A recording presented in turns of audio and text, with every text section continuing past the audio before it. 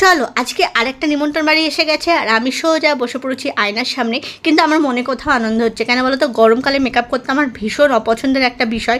কিন্তু আজকে না মেঘও ডাকছে, বিদ্যুৎও চমকাচ্ছে, হালকা হালকা ঠান্ডা ঠান্ডা হাওয়া দিচ্ছে। তো ওয়েদারটা সব মিলিয়ে কিন্তু ভীষণ আরামদায়ক। আর যেহেতু আরামদায়ক ওয়েদার পেয়ে গেছি, তো আমি আয়নার সামনে বসে গেছি হালকা পাতলা কোনো মেকআপ নিতে। এমনি তো আমি খুব বেশি ভারী মেকআপ সবসময় নিই না, লাইটের মধ্যে রাখার চেষ্টা করি। তো দেখতেই পারলে ক্রাইলনের একটা প্যালেট দেখালাম, সেখান থেকে স্কিন কারেক্টিংটা করিয়ে নেব। আর কোনো আলাদা করে ফাউন্ডেশন আমি আজকে অ্যাপ্লাই করব না। এই যে কম্প্যাক্ট, সেটা তোমরা অনেক ভিডিওতেই আমার দেখে থাকো। এই কম্প্যাক্টটা আমার ভীষণ ফেভারিট একটা কম্প্যাক্ট। এটা কিন্তু কি বলো তো, যদি ওয়েট করিয়ে নাও, যেমন আমি পাফটাকে ওয়েট করিয়ে নিয়েছি, তো ওয়েট করিয়ে নিলে এটা ফাউন্ডেশনের টাচ আপ দেয়। আর যদি তুমি ডাস্ট ফর্মে বা ড্রাই অবস্থায় দাও, তাহলে কিন্তু এটা একটা কি বলবো, কম্প্যাক্টেরও কাজ করে। আর এটা খুব লাইট, মানে ফাউন্ডেশন তৈরি করে নিলেও না খুব হেভি হবে না, লাইটের মধ্যেই থাকে। তো সেই জন্য এটা মানে লোটাসের একটা কম্প্যাক্ট প্যালেট, এটা দুটো রয়েছে এর মধ্যে। তো ভীষণ ভালো লাগে এটা আমার। যাই হোক, সেটা অ্যাপ্লাই করে নিলাম। আর মোটামুটির মধ্যে আইব্রোসটা ড্র করে নিচ্ছি, খুব হালকা টাচ আপ থাকবে। ওরে বাপরে, দেখতে পাচ্ছ পিছনে একজন এসে তার নিজেকে পরিষ্কার পরিচ্ছন্ন করার কাজে লেগে পড়েছে। আসলে আমি যখনই ভিডিও করি না, আমার এই যে পিছনে ব্যাকগ্রাউন্ডে এত কিছু দেখতে পাবে, তোমরা কি বলবো।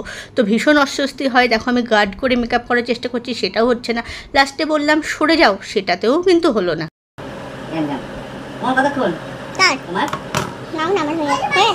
ওইদিকে আমার ক্যামেরা ফুল অন আছে, আর এখানে এসে যত তার সাংসারিক গল্প শুরু করে দিয়েছে। যাই হোক, এগুলো তো হতেই থাকবে না, এটা তো আর আমার মেকআপ স্টুডিও নয় যে আমি পার্সোনালি বসে কাজ করব। সব কিছু নিয়েই সব কিছু।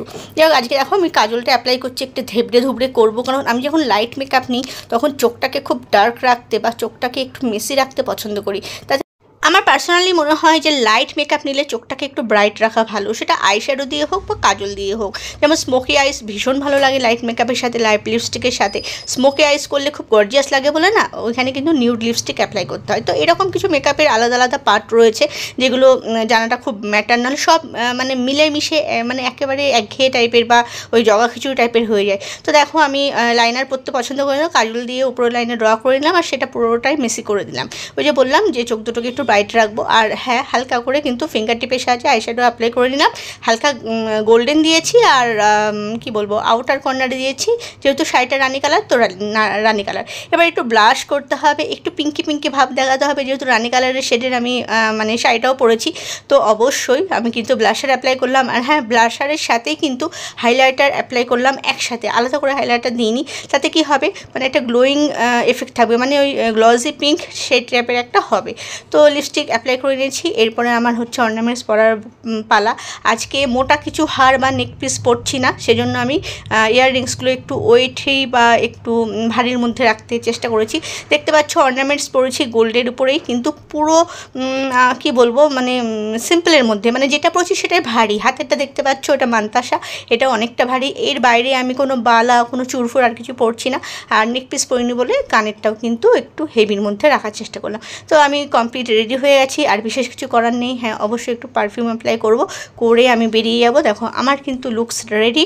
একটা শুধু নেব হাতে ব্যাগ, ঠিক আছে। ক্লাচ নেওয়ার ইচ্ছা ছিল, সেটা নিইনি, কারণ অনেক কিছু ক্যারি করতে হয়। এই চলে আসলাম অনুষ্ঠান বাড়ি। তো দেখো গেটটা কত সুন্দর বানিয়েছে। এখনকার গেটগুলো এত ভালো লাগে না, কি বলবো। যাই হোক, চলো ঢুকে পড়ি। তোমাদের তো বলাই হয়নি কোথায় আসলাম। আজকে আসলাম একটা পুচকের অন্নপ্রাশন অনুষ্ঠানে।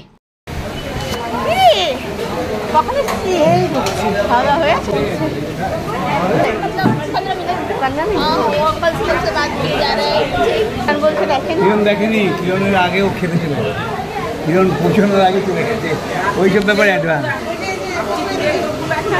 ওই যে ক্রিকেট থেকে আসলো, যাই দেখা করে কি পুচকের সাথে। এখন তো আজকে তো অনেকটা ওর ব্যস্ততার দিন, বলো না ঘুমিয়ে কি করবে। হ্যাঁ, চলো দেখা করে।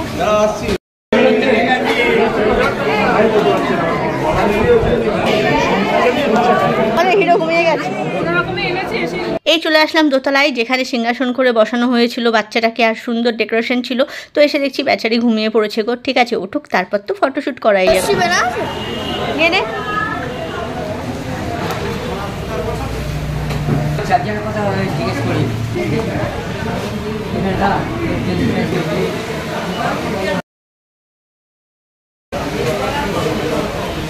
পুচকাটার সঙ্গে দেখা করে সোজা চলে আসলাম নিচে, যেখানে আমাদের জানা পরিচিত সবাই বসেছিল। আসলে এটা হচ্ছে আমরা যে অ্যাপার্টমেন্টে থাকি সেই অ্যাপার্টমেন্টেরই একটা বাচ্চার অন্নপ্রাশন, তো এখানে সবাই জানা পরিচিত রয়েছে মানে মোটামুটির মধ্যে। তো এখানে খাওয়া দাওয়ার পার্ট চলছে, দেখো প্রচুর স্টল টল দিয়েছিল। তো এই চিকেনটা না দারুণ খেয়েছি।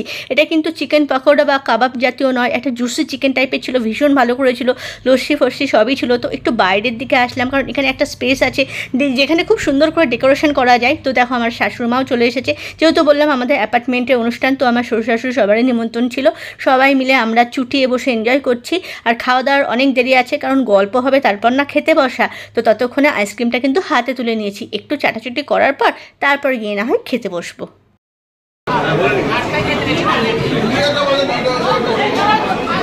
যাই হোক, রাত তো অনেক হলো, এবার খেতে বসতে যাওয়ার পালা। তো এখানে সিটিং ক্যাপাসিটি ছিল প্রচুর কম, তো সবাই সিট ফিট আগলে ধরে বসেছিল, আমরাও অলরেডি দাঁড়িয়ে গেছি। আর আমি দেখো কাঁচের বাইরে দিয়ে নিচটা দেখছি, ভালো লাগছে, ভীষণ সুন্দর লাগছে।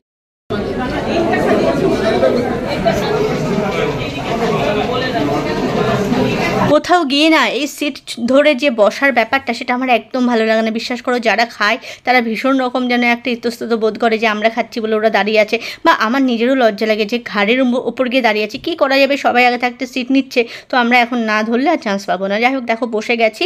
এখানে একটা ঝোলা দিয়ে দিয়েছে, মানে ছোটো ছোটো ব্যাগ, ওর মধ্যে জলের বোতল, মেনু কার্ড, টিস্যু সবই দিয়েছে। যাই হোক, খাবার পাতে পড়া শুরু হয়ে গেল। আর এখানে দেখতেই পাচ্ছ পনির সাটে দিয়েছিল, চিকেনের সাথে তো প্রচুর প্রচলিত এখন, তো এখানে পনির সাটে পেলাম। আর আমার ব্যাপক লেগেছে হচ্ছে মালাই পরোটা। মালাই পরোটা অন্য জায়গাও খেয়েছি, কিন্তু এটা যেন একটু অন্য লেভেলের ছিল। এর মধ্যে না নারকেল কুচি ছিল, মানে কাঁচা নারকেলের যে ফ্লেভার সেটা মুখের মধ্যে আসছিলো, ভীষণ ভালো লাগছিলো। কিন্তু জানি না কোনো আমার সঙ্গে কী হয়েছিল, কিছুই খেতে ভালো লাগছে না। মানে মনে হচ্ছে জিনিসটা খেতে ভালো, কিন্তু ওই হয় না যে খাবার রুচিটা নেই। ওই একবার দুবার খেয়ে পুরো জিনিসটাই ফেলে দিলাম, পরে এসে আফসোস হচ্ছে, ইস খাবারটা কি ভালো ছিল রে। যাই হোক, খাওয়া দাওয়া চলবে, সব কিছু চলবে। তবে হ্যাঁ, আমি জানি এটা গরমই হতে পারে অনেক, মানে আজকে গরমটা অনেকটাই পড়েছিল, যদিও ফুললি এসি মানে লজটা ছিল, তবুও দেখবে গরম পড়লে না মানুষের মানে ভিতরকার একটা ব্যাপার থাকে যে খাওয়ার রুচি বলো, তারপরে খুব এনজয়মেন্টের ব্যাপার বলো, একটু কোথাও ঝিমিয়ে যায়, একটু মানে লো লাইন একটা এনার্জির কাজ করে। যাই হোক, এখানে চলে আসলো হচ্ছে ভেটকি পাতুরি, এটা লাউ পাতা দিয়ে করেছে। এই যে পদ্ধতিটা না, এটা প্রথম আমার ছোটো ছেলের অন্নপ্রাশনে করা হয়েছিল, লাউ পাতা দিয়ে ভেটকি পাতুরি, দারুণ লাগে খেতে, অসাধারণ লাগে। আর এই খাবারটাও দারুণ হয়েছিল।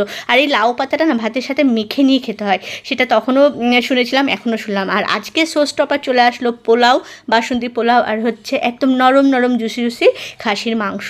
তো মাংসটাও ভীষণ ভালো হয়েছিল, মানে ক্যাটারার যারা ছিল তাদের রান্না জাস্ট অনবদ্য, মানে এ ক্লাস লেভেলের আর কি।